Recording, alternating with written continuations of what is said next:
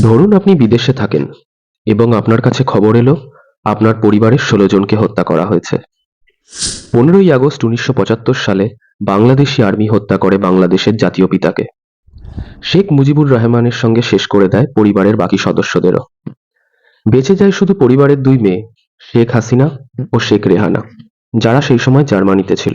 Indira Gandhi air ইন্ডিয়ার বিমানে হাসিনাকে দিল্লিতে নিয়ে এসেছিলেন। এরপর ৬ বছর হাসিনা ভারতে থাকেন, কারণ বাংলাদেশে তখন আর্মি শাসন। সব হারিয়ে বসে না থেকে ১৯৮১-তে আর্মি রুলের বাংলাদেশে আবার পা রাখেন বাংলাদেশের আয়রন লেডি শেখ হাসিনা। আমার বাংলা সোনার বাংলা স্লোগান মুখে নিয়ে নেমে পড়েন রাজনীতিতে। কিন্তু আর্মি ১৯৮১ থেকে ১৯৮৫ পর্যন্ত ওনাকে আটকে রাখে জেলে। ১৯৮৬ সালে ভোট হয়, আর্মি সরে যায়, ক্ষমতায় আসে বিএনপি বা বাংলাদেশ ন্যাশনালিস্ট পার্টি, যেটির বর্তমান নেত্রী খালেদা জিয়া। আর্মিও জেল থেকে ছেড়ে দেয় হাসিনাকে।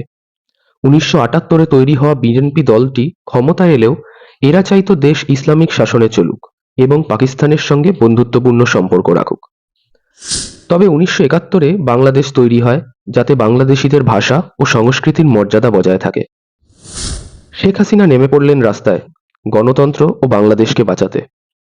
১৯৮৮-তে চট্টগ্রামে অল্পের জন্য বেঁচে যান বিএনপির বোমার হাত থেকে, তবে মৃত্যু হয় ৮০ জন নিরীহ মানুষের। ১৯৯১ সালে আবার ভোট হয়, কিন্তু এবারও ভোটে বিএনপি জিতে যায়, প্রধানমন্ত্রী হন খালেদা জিয়া। তবে ভাগ্য বদলায় ১৯৯৬-এর ভোটে, প্রথমবার প্রধানমন্ত্রী হলেন শেখ হাসিনা।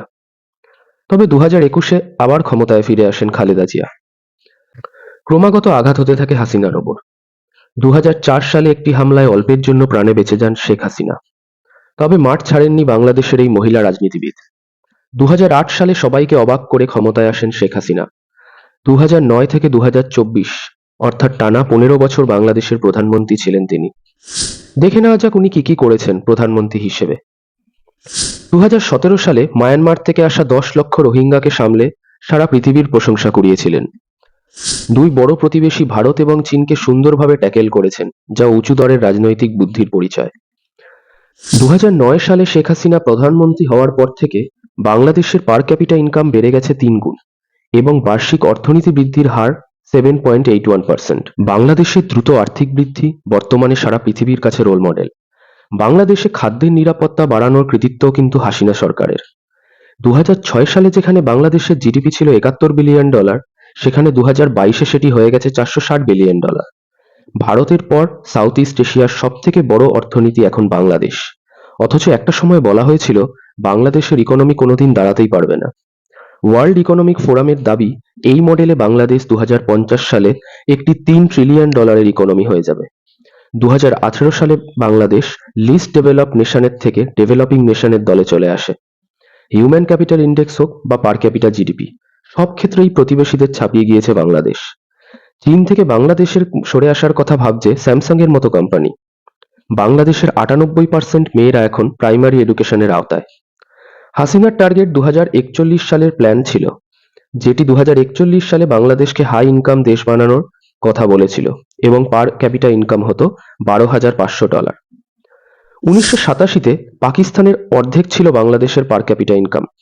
সেই জায়গায় এখন বাংলাদেশ পার ক্যাপিটা ইনকামে ভারত পাকিস্তান দুজনকেই ছাপিয়ে গেছে।